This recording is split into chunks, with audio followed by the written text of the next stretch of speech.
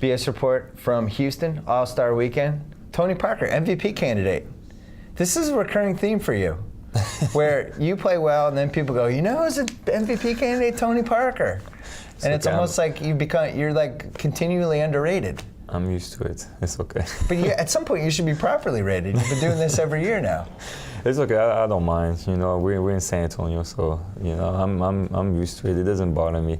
As long as we win championships, I'm fine with that. Well, how many rings do you have? You have three? Three. Yeah. Mm-hmm. You have three. So, 2011, Memphis just gets hot in that series. They beat you. Last year, you're up 2-0 against Oklahoma City. You've won 20 straight. They win the next two. You go back to San Antonio for Game 5. Ibaka and Perkins start hitting jumpers. Mm-hmm. You lose. Now you're back here this year, good regular season team again. And people are like, the Spurs, but Were those, I don't want to say flukes, but do you feel like those two events were unique events that maybe should not have happened all the time if you played that 100 times? If we can go to the conference finals and people say it's a bad season, you know, I'll take it. I'll take it. I thought we had a great season last year. You know, you have to put it in perspective. You know, we had a lot of young guys. Kawhi Leonard was a rookie. Right. Danny Green was his first year playing. And I think, you know, in the playoffs, you know, he showed a little bit. And so that's why I think this year we're a better team, because I think our young guys are better. Yeah. And I think Timmy is looking fresher than ever. And I think Manu, we've been, you know, resting him most of the season. Right. And so I think new strategy with him. New strategy. We want to keep him fresh for the playoffs. So I like our chances. Obviously, when you go back at last year, you win 20 games in a row and then you lose 4. People ask me like, what happened? I'm like, I don't know. It's hard to understand. That's why it's the beauty of sport. I wrote a glowing column after Game 2 about how great you guys were, and I blame myself for. And you blame yourself? You never won again. Don't do that. It's a total jinx. I'm not going to do that this year. No, but it happens. It's sports, and that's why it's so great. And OKC played great, and that's why we want to come back this year and have another opportunity to try to play them again and go to the finals. Game 5 against Oklahoma City. I mean, it's the absolute best they could play. When you leave that game and you're like, what just happened? Like, we're home. This is basically the best 2 out of 3, and these guys basically throw a no-hitter against us. Yeah, they were great. You have to give them credit. You know, we were playing a very talented team, and they got hot. You know, Game 5, they played great. Harden, he hits that big step back 3 at the end. And then it was tough. But I think it gives us a lot of fuel for this year, a lot of motivation for this year to come back and try to do it one more time. Did you celebrate when they traded James Harden? Did you guys have a party at your house? I was happy. I didn't have a party, but I was kind of happy because James Harden, man, he's really, bad really matchup good. For you guys, yeah. Very bad matchup. And it turned out he's a really good basketball player. Yes, he's really good. Needed his own no team. Disrespect to Martin, because he's talented too, and he's going to be tough to handle. But James Harden is like all-star. He's tough. That was a really smart political answer you just did right there. See that? Because you'd be like, but Kevin Martin, Jeremy Lamb, I know he's not playing, but he's great too. So how's Duncan still doing this? I don't know. He had to do a secret thing. I don't know. Maybe he went to Germany, the same doctor that Kobe used. I don't know. But I know that when I'm going to be 33, 34, I'm going to that same doctor. Go to wherever Duncan went last summer. There you go. Check That's what him I out. should do. I should do that. I mean, he's one. You guys, it's funny because people are always like, the Spurs are boring. And I love watching you guys in person. I want to ask you that. Why people say that? I can understand when I first arrived in the Spurs, we'll do a half court and give it to Timmy and David Robinson every single time. But we were winning. So. Right. But I can see that being boring. But I don't think we're boring now. You haven't been boring for, I thought in 07 you guys were really excited to watch. Thank you. You and Manu are 2 of the most creative guys in the league. And Duncan, the thing I always liked about seeing you guys in person was just the spirit and the camaraderie. And just like Duncan, it's weird because he's in his 30s, but it's almost like he's, like Popovich is the dad. And then Duncan's like the older brother. And he's always like got his hands on guys. And I don't know, it's just, I like watching the chemistry. I always thought it was like you guys had something special. I think that's the key of our success is the relationship between Coach Pop and Timmy and all the players. Because we all, keep our ego for ourselves, and the most important is the team and the team success.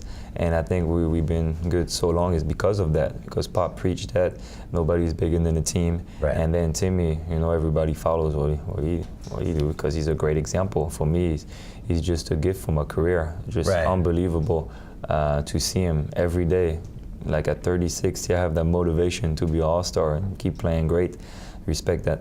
The other strength you have is that nobody else has emulated that philosophy of the team is more important than the player. I mean, you see so many teams that splinter because a player decides he's more important. No, that's why it's hard. Chemistry, you see it with the Lakers. Chemistry is hard to find, and have the right players to fit together. It's tough. And I think in San Antonio, Coach Pop and RC, they always do a good job to put good players in our team. You had a couple summers ago, you were like all of a sudden in trade rumors a couple times, and myself and anybody else who follows basketball were like, wow, you can trade for Tony Parker? Why is this happening? Were you worried that you might get traded that summer or no? No, because it was rumors. Coach Pop told me that I was not going anywhere. Because you need the three guys. I grew up a Celtics fan. I'm still a Celtic fan. We kept Mikhail Parrish and Bird together to the bitter end. To the end, yeah. Mm-hmm. And then there was a big thing about whether that was a mistake or not. And the reality is, I don't feel like it probably wasn't, because in the last couple of years, we had chances to win a title, and one guy got hurt one year, the other year we had bad luck in a series. But I think ultimately you're better off doing that. Unless you could flip you for Kyrie Irving, then I get it. He's 10 years younger, like that makes sense to me. But to just split it up doesn't make sense. Yeah, I think in the Spurs they don't do that. I think that's not their philosophy. And for us to make a trade, it needs to take a lot, because we don't do that much trades. Right. And they always like stability, and they're very loyal. And I think that's why a lot of guys in our team, they sign for less money to stay with the Spurs, because we trust Pop will take care of us. I know me personally, that's what I did. And then after, I think you'd been on the Spurs for 10 years, and Pop said, all right, I'll get you another French guy. I'll finally do it. You got me two French guys. You got you two French guys, 2 for 1 special. There you go. So what do you guys, you just on the plane talking French the whole time and driving everyone crazy? It's very international in our team. So what do you have? The Spanish side, with Manu and Thiago, who's from Brazil. Oh, yeah. And we got 2 Aussies, 2 Australian guys now. In our I forgot team. about that. And we got Patty Mills and Aaron Baines, and one of our assistant coach from Australia. Yeah. And then you got the French Mafia. You got 3 French guys in the team. So we got a lot of international, a lot of flavor going in the team. What happens when you play Portland? Is it just French trash talking with Batum? A little just bit. Nonstop? A little and the bit. refs don't know what's going on? But Nico is a good friend, so it's like nice trash talk. It's nothing bad. In the Olympics, I actually thought you had a chance to make the gold medal game. You guys had, on paper, that team looked nice. I was there. No, but we had a bad summer. Like, I hurt my eye. Right. And so I missed the whole preparation, so I didn't practice with the team. So basically, I was not 100% when I arrived at the Olympics. Batum didn't practice one time with us, too, because he had this contract problem. So he couldn't practice until he signed his contract. And then Joakim Noah didn't come because of his ankle. So we had so many issues. In 2011, we was doing great. We went all the way to the final. How was Joakim Noah on that team? His dad.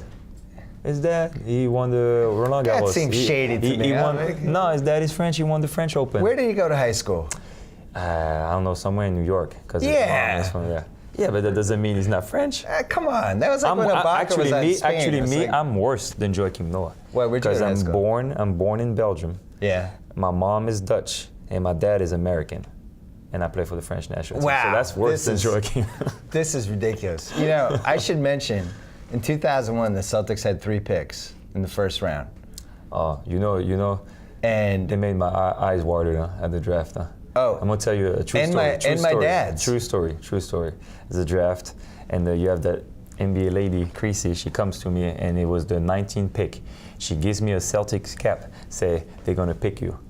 And it was like 3 minutes left on the clock. It's 5 minutes to pick somebody. And then at 1 minute, she comes back and checks the cap. She's like, oh no, they changed their mind. And they took my cap, and I was like, what?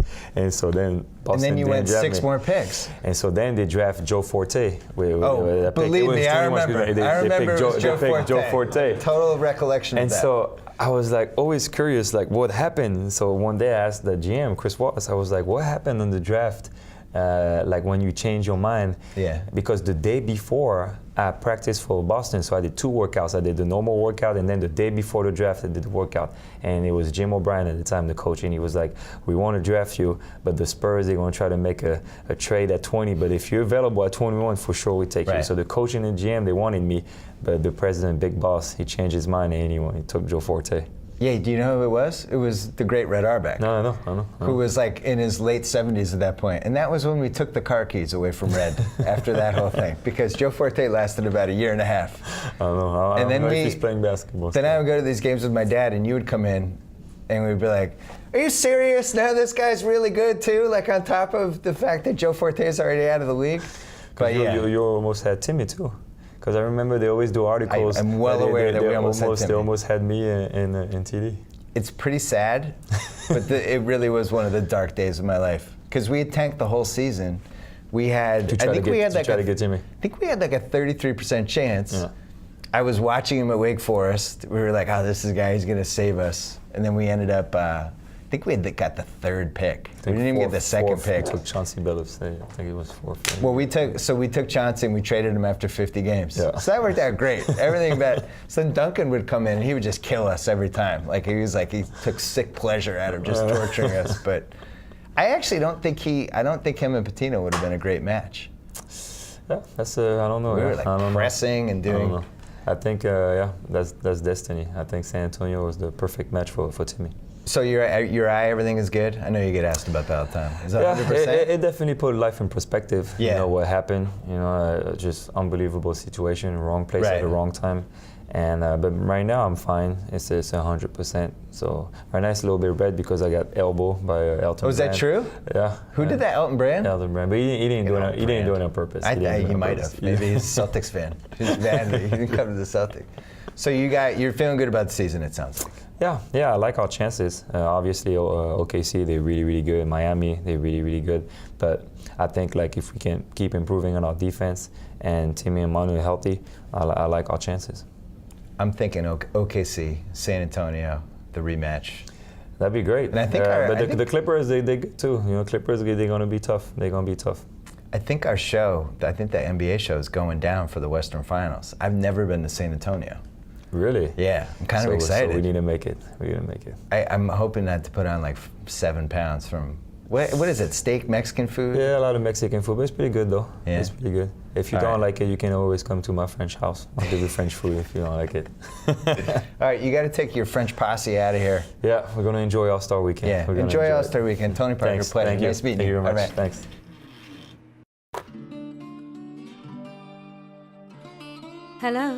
Hello. I'm all alone down here, and it's so cold and dark. Click subscribe, or I don't think they'll ever let me out.